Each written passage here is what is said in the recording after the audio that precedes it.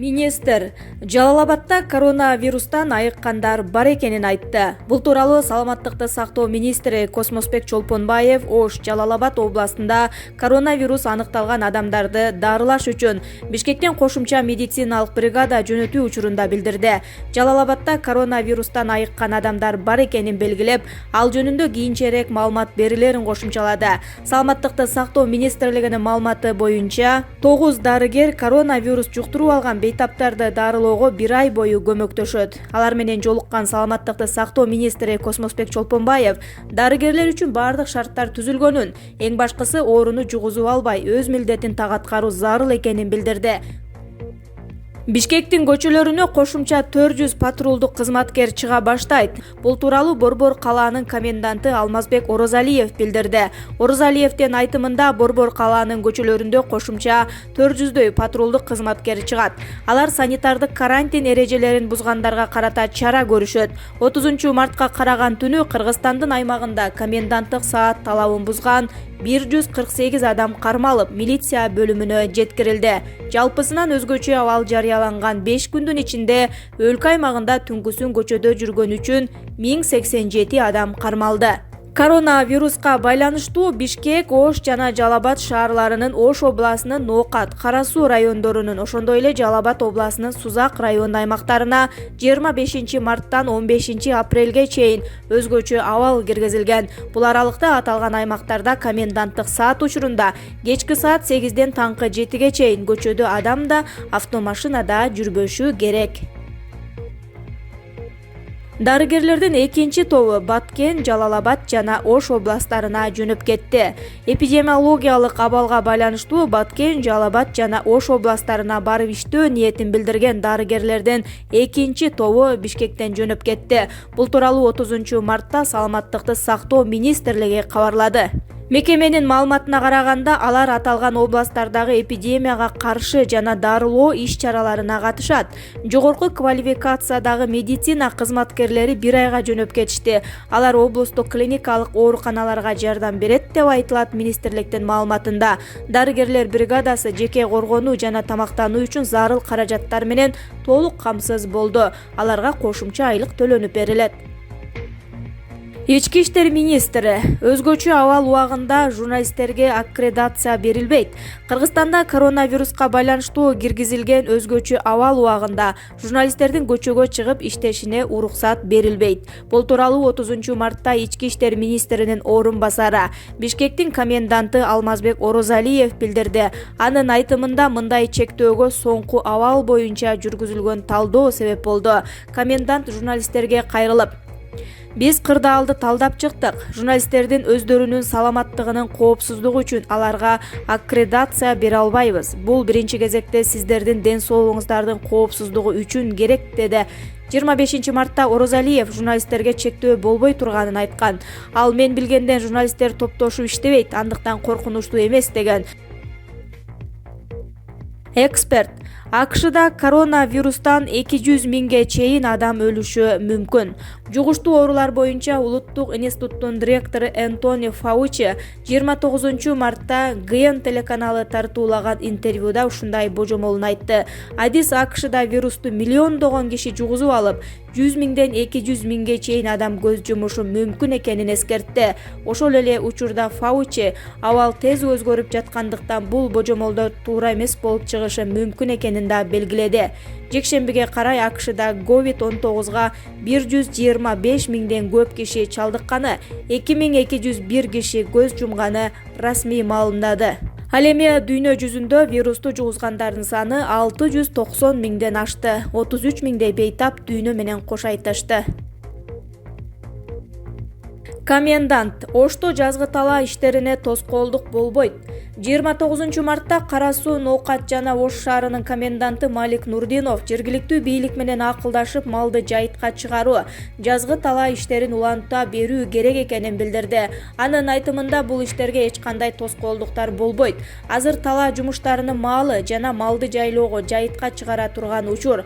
Бул маселелерди жеринде айыл өкмөтү, жайыт комитеттери менен акылдашып, өз учурунда иш жүргүзүлө берет. Эч кандай тоскоолдуктар болбойт, деди Нурдинов. Нью-Йоркто ооруканалардын алдына мобилдик моргтор даярдалды. Телеканалдын маалыматына караганда, ооруканалардын жанында мобилдик морг катары пайдаланыла турган трейлерлер пайда болду. Алардын ар бири 44 сөөктү батыра алат. Нью-Йорктун бийлиги акыркы ирет 2001-жылдын 11-сентябрындагы террордук актыдан кийин ушундай чара колдонгон. Импровизацияланган моргтор саламаттыкты сактоо тармагындагы улуттук кризистен кабар берет, дешти телеканалдын журналисттери. Жакшы кабар. Кытайда коронавирус жуктургандардын 93% сакайды. Бул тууралуу РИА Новости кабарлады. Маалыматка ылайык, Кытайдын ооруканаларында коронавирустун жаңы түрүн илештирип алгандардын ичинен 2396 гана адам калган.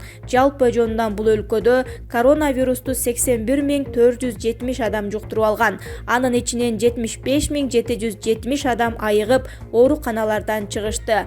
Хубей провинциясын кошпогондо Кытайда коронавирус илештирип алган 13669 учур катталган. Анын ичинен 118 адам каза болгон. Ал эми Хубейде 67801 учур катталып, 3186 адам көз жумган. Кытай боюнча эпидемия 3304 адамдын өмүрүн алган. Баса Кытай бийлиги коронавирус эпидемиясын токтоткондугун жар салган. Коронавирустун кесепетинен немес министри жанын кыйды. Германиянын Гессен штатынын каржы министри жана ХДС партиясынын өкүлү Томас Шефер өз өмүрүнө кол салган. Алдын ала маалыматтар боюнча министр коронавирустун кесепетинен экономикалык маселени кантип чечишти билбей санаа тартып ушул жолго барган. Бул тууралуу Business Today басылмасы жазды. Билдирмеге ылайык, канцлер Ангела Меркелдин Христиан демократиялык союзунун мүчөсү 54 жаштагы Томас Шефердин сөөгү ишемби күнү Франкфурт шаарынан анча алыс эмес Хохайме темир жолунан табылган. Полиция менен прокуратура күбөлөрдү сурап, кырсык болгон жердеги окуяны байкагандан кийин Шефер өз жанын кыйган деген бүтүмгө келген. Гессен штатынын губернатору Фолькер Буфе Шефердин өлүмүн коронавирус инфекциясы менен байланыштырууда. Анын жумушу көп болчу. Калкка каржылык жактан кантип жардам бере алам деп көп ойлончу. Эч кандай жолун таба албай калгандыктан ал бизди таштап кетти. Көпчүлүк үчүн, мен үчүн анын мындай өлүмү күтүүсүз болду, деди Буфе. Немес басылмасы да министрдин өлүмүн коронавирустун кесепети менен байланыштырды. Болжолду иликтөөгө таянсак, Гессен штатынын каржы министри Томас Шефер кризисти кантип жеңишти билбей өз өмүрүнө кол салган деп жазылат басылманын Твиттер баракчасында. Федералдык өкмөт COVID-19 инфекциясы калктын жашоосуна залакасын тийгизбесин деп элге ийри жардам пакетин иштеп чыккан. Шефер Гессен штатында 10 жылдан бери каржы министри болуп иштеп келген.